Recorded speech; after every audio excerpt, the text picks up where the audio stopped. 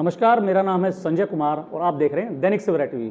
बात की जाए जींद के अंदर नागरिक हॉस्पिटल में स्वास्थ्य सेवाओं की, और आजकल जो है हेपेटाइटिस बी यानी कि काला पीलिया की जो बीमारियां हैं काफ़ी उभर कर देखने में आ रही हैं। और इसी कड़ी में आज हम डिप्टल सिविल सर्जन डॉक्टर साहब जो हमारे साथ ढांडा साहब मौजूद हैं, उनसे बात करेंगे। डॉक्टर साहब नमस्कार। नमस्कार संजय जी। सर, दैनिक सवेरा टीवी पर आपका स्वागत है। Thank you. डॉक्टर साहब, आजकल देखने में आ रहा है कि जो काला पीलिया की जो बीमारियां हैं काफ़ी उभर कर आ रही हैं, तो इसके क्या लक्षण हैं और क्या बचा? देखिए, काला पीलिया जो है वो हेपेटाइटिस जिसको हम कहते हैं वो 5 तरह का होता है। जी इसमें से बी और सी जो हैं वो फैलते हैं थ्रू ब्लड जो हैं जी उसके थ्रू ट्रांसमिशन होता है, या जो फ्लूइड्स है बॉडी फ्लूइड्स।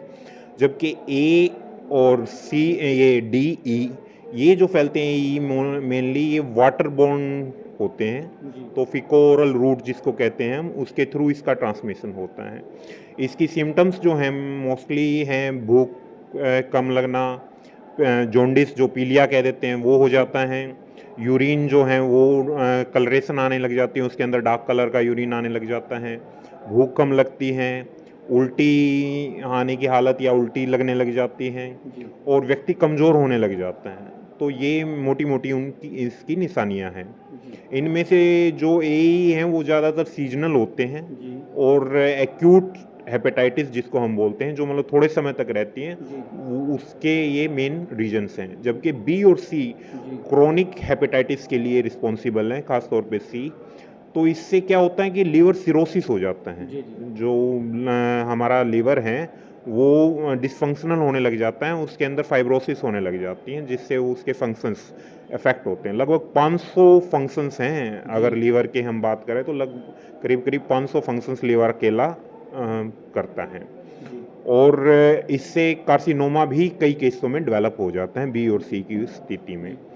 इस समय अगर हम पूरे भारत की बात करें तो करीब 5 करोड़ केसेज हैं बी और सी के जी जो एक्टिव हैं। जी और अगर मैं पर्टिकुलरली जींद की बात करूं तो इसमें करीब करीब 3800 पेशेंट जो हैं सी के अंदर पॉजिटिव आए हैं, जी जिनमें से 2800 ट्रीटमेंट के लिए एलिजिबल मिले हैं। वायरल लोड के हिसाब से हम ट्रीटमेंट स्टार्ट करते हैं, जी तो उनका ट्रीटमेंट जो है हम स्टार्ट कर रहे हैं। जैसे मतलब टेस्ट के हिसाब से उनका ट्रीटमेंट शुरू कर दिया जी। गया डॉक्टर है। साहब, किस उम्र के व्यक्ति के अंदर ये लक्षण ज़्यादा पाए जाते हैं, बीमारी के लक्षण ज़्यादा पाए जाते हैं? ऐसा कुछ नहीं है, ये ज़्यादा किसी भी उम्र में हो जाता है, कोई जी जी स्पेसिफिक यूँ नहीं है कि इस उम्र में नहीं होगा। जी हाँ जी।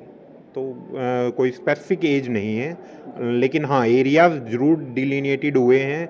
जैसे नरवाना की तरफ जो एरिया है जो जी जहाँ ड्रग एडिक्शन वगैरह ज़्यादा जी हैं, जी जी क्योंकि जो बी हैं और सी हैं ये नीडल के स्टिक इंजरी के थ्रू, या नीडल की जो प्रिक्स होती हैं बार जी बार, जी या ब्लेड्स जो हैं जी अगर हम साफ यूज नहीं करते तो जी उनसे जी फैलते हैं।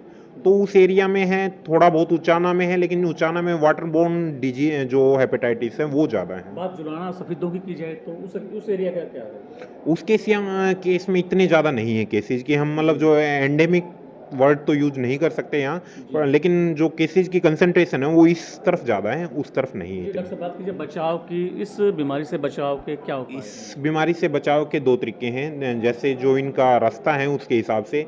एक तो पर्सनल हाइजीन मेंटेन रखें, जी बार बार मतलब हाथ धोएं, और साफ कपड़े पहने। ये ए और सी से आपकी बचाने में मदद करते हैं। और अच्छी न्यूट्रिशन लें। अच्छी न्यूट्रिशन आपको हर बीमारी से बचाएगी, क्योंकि आपकी इम्यूनिटी इम्प्रूव हो जाती है। जी उसके बाद जो नीडल जैसे हैं, तो नीडल कई बॉयल्ड नीडल यूज कर देते हैं, जो खास तौर पे आर एम पी डॉ जी जी हैं या जो झोला छाप जी क्वैक्स जी हैं। जी जी तो उन चीज़ों से लोग जागरूक हों और उन चीज़ों से ये बचें, जी क्योंकि जो नीडल के थ्रू ही ये फैलती हैं। तो दूसरा ब्लेड्स जो हैं, जी जैसे आप सैलून वगैरह में जाते हैं तो न्यू फ्रेश ब्लेड्स ही यूज करें, जी क्योंकि फिर ये ब्लेड से भी, क्योंकि ब्लड के थ्रू फैलता है तो वहाँ से फैल सकता है। और जितनी जल्दी आपका डायग्नोसिस हो जाए उतना बढ़िया है। तो आप जैसे ही सिम्टम लगें डॉक्टर से ज़रूर कांटेक्ट करें और जितना जल्दी हो सके ट्रीटमेंट स्टार्ट करवाएं। दूसरा, इनका वैक्सीनेशन भी अवेलेबल है, ए और बी का जी खास तौर पे वैक्सीनेशन अवेलेबल है। जो जी बी का तो काफ़ी वेल सेटल्ड वैक्सीनेशन है, और सी की जो है ट्रीटमेंट अवेलेबल है, बी और सी दोनों का काफ़ी हद तक ट्रीटमेंट फिजिबल हैं, तो घबराने की ज़रूरत नहीं है। हेल्थ डिपार्टमेंट लोगों के साथ हैं, आप सिर्फ अवेयरनेस जो है वो रहें, अवेयर रहें, और ऐसे लक्षण पाए जाने पर जल्दी से जल्दी डॉक्टर से कांटेक्ट करें। जीन स्वास्थ्य विभाग की किस तरीके की तैयारियां, किस तरीके की मुस्तैदी है इस बीमारी से बचाव के लिए? देखिए, जींद जिले के अंदर हमने एक अलग से हेपेटाइटिस क्लिनिक लगा रखा है, वहाँ पे रेगुलर टेस्ट होते हैं, अवेयरनेस इंक्रीज की जाती है फील्ड में भी। जो कर्मचारी हैं हमारे जो फील्ड के, तो उन वे अवेयरनेस रेज करते हैं। और अब भी पीछे एक कैंप हुआ था नरवाना की तरफ, अवेयरनेस कैंप, और बार बार अवेयरनेस एक्टिविटी हम कर रहे हैं। और फील्ड में भी सबको है कि भाई जिस पेशेंट को दिक्कत हो वो डॉक्टर के कांटेक्ट में आता है, अगर वहाँ फिजिबल है टेस्टिंग तो वहाँ हो जाती है, वहाँ फिजिबल नहीं है तो हमारे पास यहाँ आ जाते हैं मरीज, और हम टेस्टिंग करवा देते हैं। शुक्रिया। Thank you. ये थे हमारे साथ जींद से civil surgeon doctor Vijender Rana, जिन्होंने काला पीलिया की बीमारी के लक्षण, बचाव और उससे सुरक्षित रहने की बातों के बारे में बताया। अगली कड़ी में किसी और व्यक्ति से आपकी बात कराएंगे, तब तक बने रहिए दैनिक सवेरा टीवी के साथ। मैं अपने सहयोगी ज्योति के साथ जींद से संजय कुमार।